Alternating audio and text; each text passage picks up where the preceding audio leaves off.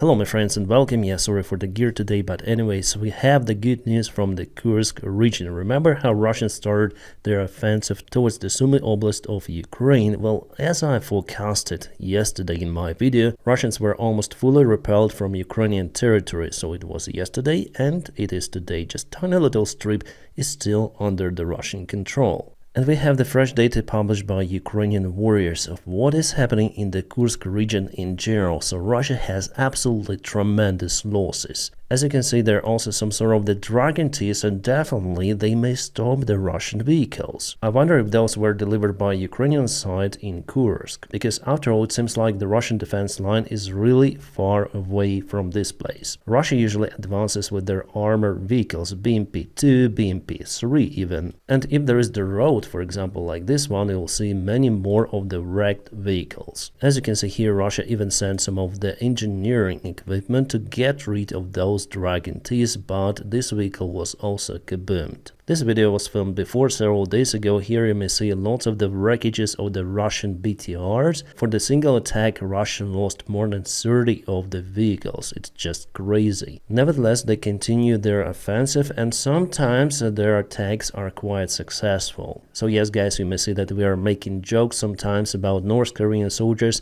but it's better not to underestimate those. It is actually the worst mistake every army may do, is to underestimate the enemy and overestimate its own powers. So what tactics does the Russian armed forces follow in the Kursk region? Well, first of all, for the last couple of days they attack Ukrainian positions using North Koreans and ex-Russian prisoners. Simply stupid, straightforward mid waves. But the last night they used quite capable forces and they were able to get more ground under control in their own territory of the Kursk region. Simply the idea is to exhaust Ukrainian defense and later on send the soldiers with experience to get Ukrainian positions under control. Also, the Russian army now dispersed their strikes. They attack from the northwestern region, they attack from this region, and also towards Suja and Guyevo. And you know, in all of the 3 points, Russians got success. Yes, with tremendous losses, North Koreans were kaputted. Just a part of their soldiers returned back. They're now in the hospitals. Later on, I'm gonna show you the video of those. But later on, during the night time, Russia was successful. So let's check out this military map update. It was yesterday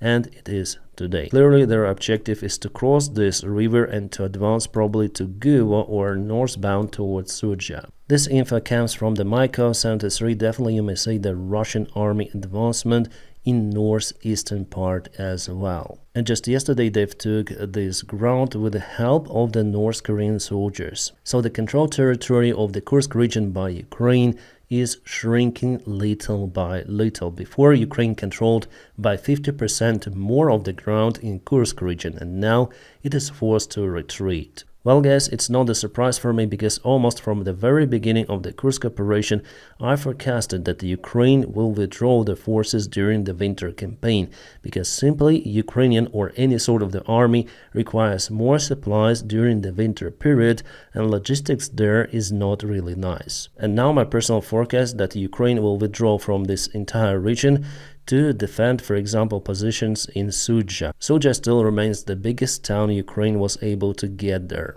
But why Ukraine still keeps the forces in the Kursk region? Why not to send those to fight in the east? Well, as I said, Ukraine wants to bargain, so exchange this territory for something in Ukraine. But after all, I don't think that Russia would agree on that, because they may regain the control over territory using their military power. As you can see, they have successful operations there. The entire Kursk operation started, I guess, already 5 or 4 months ago. It was planned by Syrsky. He took the responsibility over this operation. So if Ukrainian army would just be pushed out by the Russian army, I think that Syrsky should take responsibility for that and leave his post as the commander of Ukrainian army. Because after all, the main goal of the operation in that case wouldn't be reached. In that case, we might speak that the Kursk operation mainly failed. And I guess that is why Syrsky sent the best of the best brigades now to fight in the Kursk. He understands the circumstances first of all for him personally. That's why Magyar unit is fighting their 47th Brigade, all of the forces with just enormous military and combat experience. And meanwhile, in the east we have those kind of the pockets for our guys, for example in Makarivka. According to the latest military map update, Russia moved even here a little. As I showed you yesterday, it's the hill, so it's almost impossible to get out from Makarivka for our guys. It's not almost impossible, it's impossible. Without breaking the Russian resistance, but you understand that it will take lots of the losses for our guys. So it's the huge mistake done by Ukrainian military command. And as you can see over here, we have the same confirmation from the Maiko 73 analytics, so Russians moved, they're closing the lead of this pocket. Plus they also went in attack in Novy Kamar. Yes, Russia has the losses out there, but they managed to cut one more supply line for the Ukrainian army, and if they advance over here, they might cut the only supply road robust for this period of the year. In this case, I must say that the destiny for Velika Novosilka is known. It will be occupied pretty much fast, because you cannot protect any sort of the settlement, town, village, big city without supplies. Yes guys, I tell you the situation as it is. On the front lines, we can rarely spot some of the good news for Ukraine. But we have some of the good news. The cruise missiles were spotted somewhere over Crimea and Rostov Oblast. It also was a report about ATACMS missile, so I'm monitoring those news and probably will update you throughout this video because I'm still recording it. The local Telegram groups report about ballistic missiles in Luhansk Oblast, Milirova and Kamensk-Shakhtinsky. 5 of the ATACMS missiles Sirens are in Alchevsk. And here we have the video of the wounded North Korean soldiers. They were delivered to many of the Russian hospitals, not just in the Kursk region, but also there were reports that those were placed in Moscow. In most of the cases, they have just light wounds. Those who had severe wounds were left at the battlefield. And because of the cold, later on just corpses were delivered back to the Russian positions. So after all, those soldiers are really lucky. The unlucky North Korean soldiers are usually posted on my Telegram channel because of that censorship on YouTube. And that's the training of the Russian soldiers in case of the drone strikes. Well, what can I say? In real life, it wouldn't be that easy. In the Tortsk region, Russians tried to assault using the China-made golf carts, but their attack failed miserably because of the Ukrainian drone strikes. So their drone training in this case doesn't really help. But later on they moved with their Akhmat vehicles, and those vehicles were pretty much easily targeted by Ukrainian drones as well. Probably one of the vehicles lost the control and the driver, that's why it started to circle in this field. Well, some of the Russian infantry was able to land in the nearby wrecked houses, but later on, as you can see, they were found by Ukrainian drone operators. Guys, I don't know what this war would be like for Ukraine without the drones, so they really matter. From all of those videos, I see that most of the devastation done for Russia is with the help of the drones. Well, you know, later on Russians continue their attack in the same direction of Tortsk, this time using all-terrain vehicles. And also some of the Enduro motorcycles, those by the way are made in China usually. How the Ukrainian K2 battalion commander Veris says about those kind of the motorcycle attacks, well, it's kind of funny for us. Then they go like for example 8 motorcycles and they are not reaching Ukrainian positions and totally kaputted by our drones, but it's not funny at all if they reach Ukrainian positions and trenches, because they fight, they cause losses for Ukraine, and also Russians may take more gear with them on the motorcycles. Sometimes anti-tank systems or anti-tank mines. And by the way, you can see one mine over here. So from one side it looks like a joke, but as I said to you at the very beginning of this video, it's better not to underestimate our enemy. They learn, they use different variants, and this light vehicle, it is very fast, it can go across different terrain, and sometimes it works well for Russians. Alright, Russians have arrested the main suspect in the yesterday's case of their general assassination. Well, this guy is Uzbekistan citizen, and he says that he was asked to go to Moscow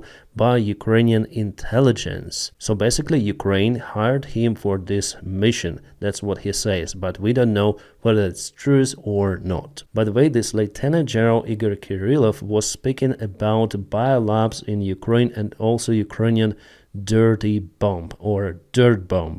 Well, what we know for now that Ukrainian SBU, so intelligence and security forces, took responsibility for this act. That's why, yes, Ukraine officially stated that it's behind it. Honestly, I didn't know that Ukraine is capable for those precise operations. To some of the political news Zelensky said about lowering the conscription age for Ukrainian army men, he said that this is a useless thing to do because the modern-day war requires precise and long-range weaponry, first of all. I agree with that. Technologies stand ahead of the midwaves. As we see, Russia uses some sort of the combination of those two. But you cannot fight the Russian midwaves with your own. Simply, Russia will always have more resources. Yesterday, by the way, Putin said that Ukraine, even if Ukraine lowers mobilization age, Russia will still reach its military goals. And unfortunately, it's the rare case where I may say yes, if Ukraine lowers mobilization age, it changes nothing. It will just bring more losses. Well, I don't think that Russia will reach its military goal in Ukraine, no, but with just more army men, you cannot deal with that enemy. Mr. Orban again wants to enter the show and become some sort of the mediator between the United States and Ukraine. And yesterday Zelensky said to him politely in diplomatic way, get lost. Yeah, Zelensky said that we don't need mediators with their so-called peace proposals. Hungary doesn't have the army to push Russia. Hungary cannot influence on Putin, except of telling jokes to Russian leader or dance in front of him. So it seems like Ukrainian government sees Orban as a clown. Well, Orban said that the Christmas peace proposal is still there, but it seems like this proposal was made just for his personal PR. The thing is how Trump would react on that because he sees Orban as his own ally in Europe. Meanwhile, Reuters published the article about the possible European forces' involvement in Ukrainian war as the peacekeepers after the end of the war. Well, guys, I think that it's very, very far away from reality. Where is the end of this war? I honestly don't see it. First of all, Putin is not willing to negotiate, and I don't see how international community presses Putin for peace. No, we see how Ukraine is pressed for peace by Orban or some of the politicians across the ocean. A deputy of the foreign ministry of the Russian Federation called, or it's better to say warned, the West that Russia may use some of the nukes. He said that NATO has the ambitions to consume Ukraine. And also Russia sees the escalation coming from the West, which might end in nuclear war. Yeah, it's a usual thing. Almost every day Russian officials or the Russian propaganda speaks about the possible usage of nukes, and you know it was happening like that even before Russia started the full-scale war against Ukraine. So nothing really new here. Russia uses its own argument available and its nuclear weaponry. Be afraid of us. We produce 1% of the worldwide GDP, but we have nukes. A new Donald Trump style. Oh my god, I think before it was better. You know, I tried to recall of who he reminds me.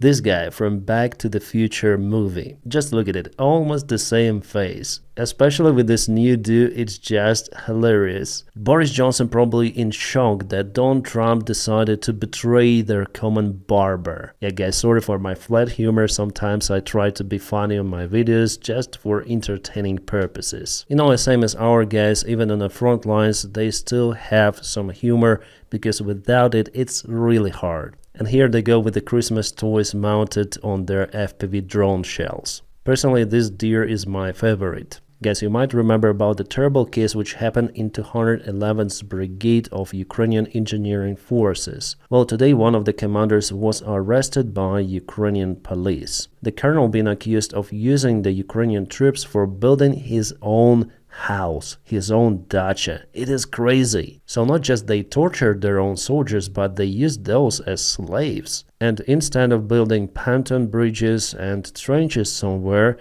they were building the private house for the colonel. It's beyond understanding, honestly. And you know, guys, honestly, I don't believe that no one knew it before the investigation, the journalist investigation was published. And only now police and officials start to act, oh, we have a problem, but they knew about this case. That's the power of journalism actually, and that's why we are here speaking about those cases also. Because someone in the West might watch my videos, like some of the influencer, and they might push Ukraine to investigate more of that stuff. Because from what I see, Ukraine after all should be pushed by our partners. First of all, to perform reforms in its army. Guys, and I want to go back to the front lines reviews because I forgot to tell you about the movement of the Russian army here in Kurakhove direction and also near Pokro. So it was yesterday, it is today, the expansion of the red zones and gray area, and also yesterday and today in this direction. So Russia moves in many of the places. The situation near Zelenivka deteriorates, and according to the information coming from one of the Ukrainian commanders, it's not the gray area. No, Russia advanced and they've took positions in those fields.